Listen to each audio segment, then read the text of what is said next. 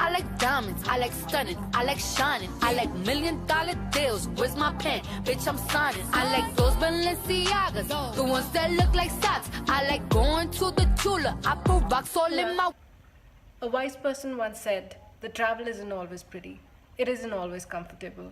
It can hurt you. It can even break your heart. But all of that is okay. All of that is worth it. Because travel changes you. It leaves a mark on your memory, on your heart, on your consciousness, and gives you all of those experiences. And hopefully, you also leave a little good behind. So why am I starting this video with a travel quote? Because our guest today, that is Michael Sanna, who's joining us all the way from Milan, Italy, is a die-hard traveler. He is a curious wanderer. By education, he's a biologist who's working towards controlling environmental pollution. And inside, he is an adventurer. His spirit of adventure has made him travel through multiple countries around the world. The exceptional fact about his travels is that his partner in crime has been his bike. So throughout all of his travels, he traveled on his cycle. And what kept him motivated in all of these travels? Let's go find out.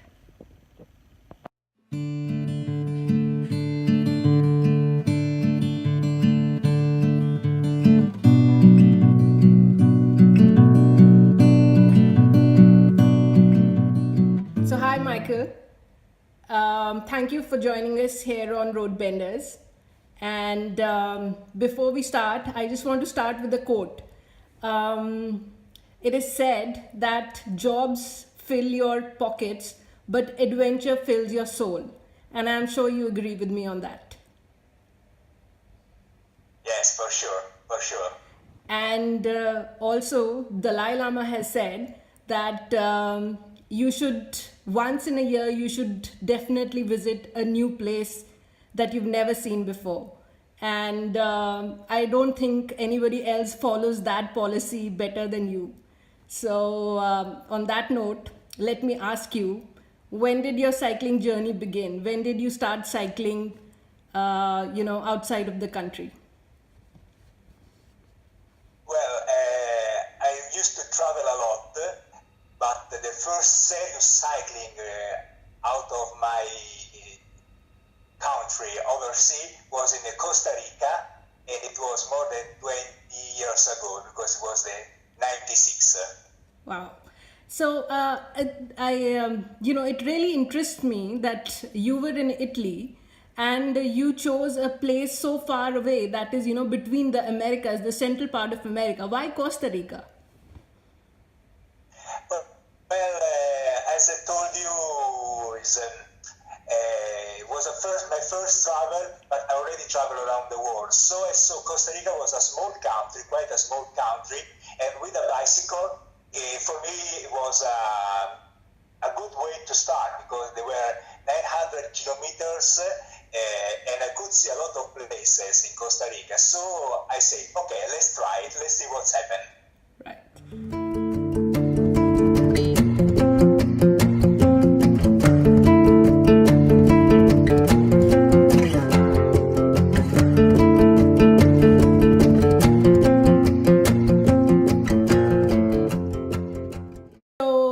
What inspired you to travel outside of the country?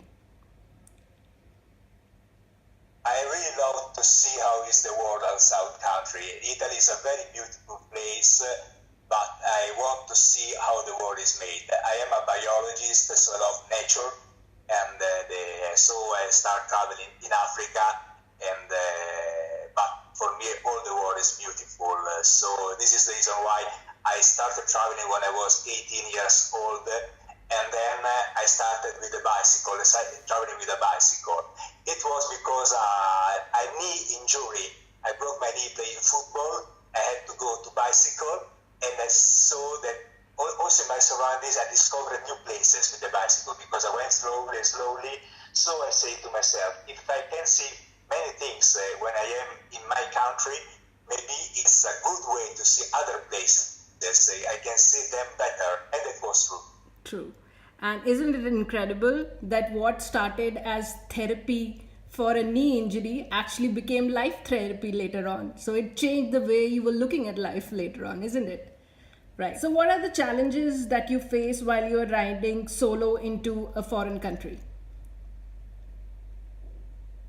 I think that the real challenge is a mental challenge because when you have difficulties, if you're traveling alone, there is no one that helps you, push you. So you have to be strong, you have to be motivated to do it because when there are winds, when there are rains, when there are climbs, and you're alone, sometimes you think, I cannot do it. If you have a companion, you have someone with you, he can tell you, you can do it. Yes, we do it together. But when you're alone, it's a really challenge to do it. You must be really motivated. Then you can do it, everything. But it's mental. It's really mental, the challenge. Right.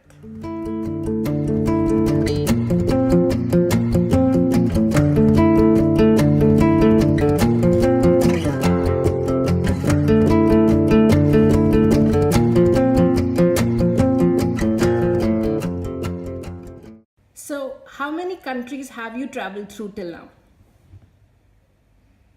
Well, it's more about 20 years that I'm traveling, so I can say there's more about 20 countries in Europe and outside Europe I visited. Oh, amazing. And 20 is quite a number. And if I may ask, I think you've been to India, right? Yeah, I've been to India also, but not with the bicycle. But I really love it. And may I ask why? Why haven't you chosen to ride your bike in India? The truth is that I was with the bicycle, but on the airplane they broke it. So when I arrived in India, the bicycle was broken. Okay. This is the reason why. So that means that you have to come back to India with a cycle which is, in full shape and in good shape and ride it again. I mean, India is definitely a country worth traveling and, cycling around in. So I hope you do that sometime soon. I have to do it for sure. So out of all of your trips, to all of these various countries that you've made, which has been the most memorable and why? All my journeys for me are very memorable. So I really love them all.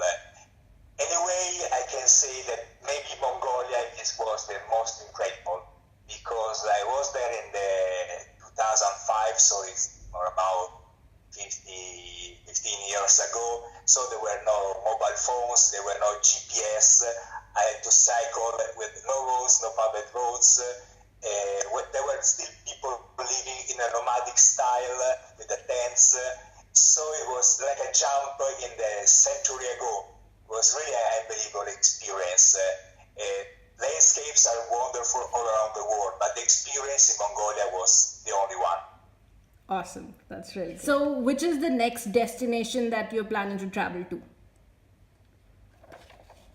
As I told you, Africa was my first love, and I'm coming back to Africa. So this year I'm in Rwanda and Uganda.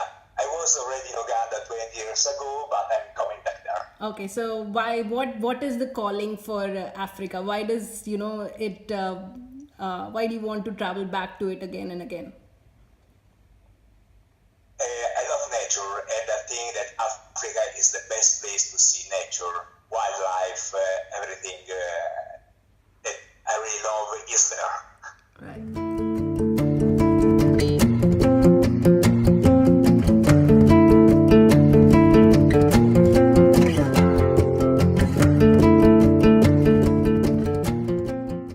So, on these trips, do you plan beforehand? Is it that all the logistics, all the places that you have to go are, beforehand planned, or do you leave something to, impromptu decisions? I really love to make plans about my journeys. For example, Africa, I'm studying everything about Rwanda and Uganda. But I already know that when I'll be there, everything will change. Plans are going to change, things that I planned are going to change, there are new things, but this is a part of the game. This is the fun. If you want to make a tour with no problems, you make an organized tour, and so everything is okay. So I'm prepared to do that are changing.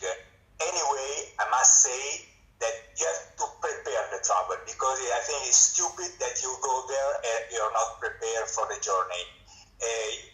Now there is internet, you can have a lot of information, so you have to do it. And then, what happened, what will happen. But you don't have to go there that you don't know something.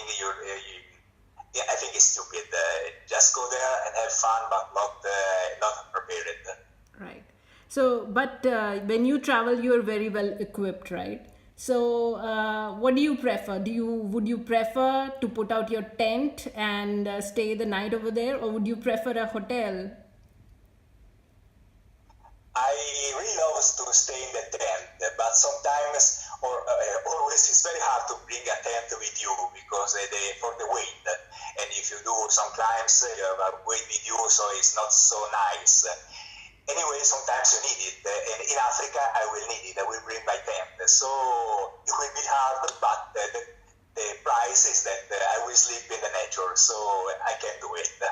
Right. Okay, so according to you, what is the key of riding long distance? Driving long distance, as I told you before about challenges, is a mental attitude. You can cycle, but the way is you have to enjoy it. So you can do also long distances. For me, it's very important that you don't make long distances because you have to cycle for 100 kilometers just to say I've done 100 kilometers. You can do it if you can do it, if you have fun, if you enjoy it. Otherwise, you can do 70 kilometers. It's much better if you enjoy it. So this is the way I take my way of riding. First of all, I have to enjoy the ride. Then I can do 100 kilometers, 120 if I need it to do it. But I cannot do it every day. It would be like a work, not a holiday or a ride in a beautiful place. Right.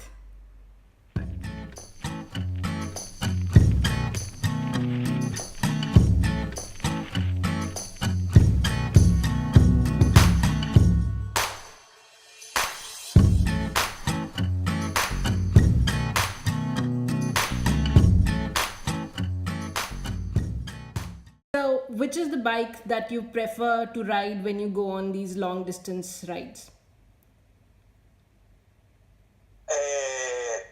I used to cycle with mountain bikes because they were strong bikes, and I prefer have a strong bike than a faster bike.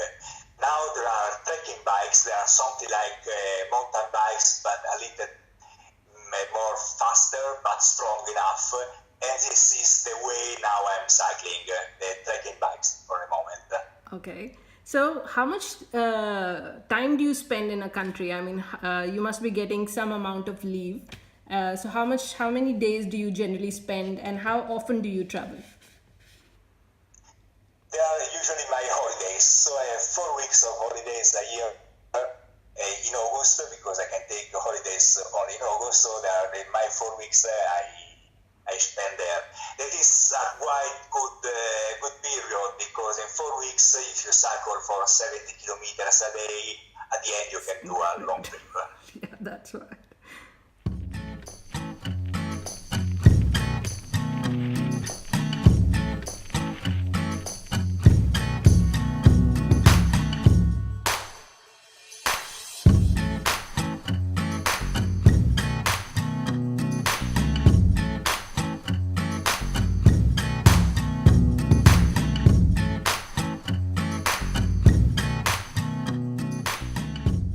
Okay, so the last question, and it is, can you say a few words for your fellow cyclists?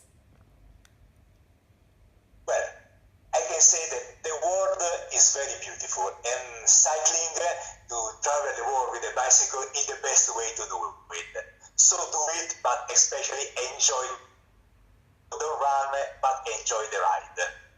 Beautifully put. Thank you so much. And if I may also quote, the world is like a book, and if you do not travel, then you've only read the first page. So it's important to travel, and you were such an inspiration. There's so much to learn from you, and thank you for sharing your experiences and being with us.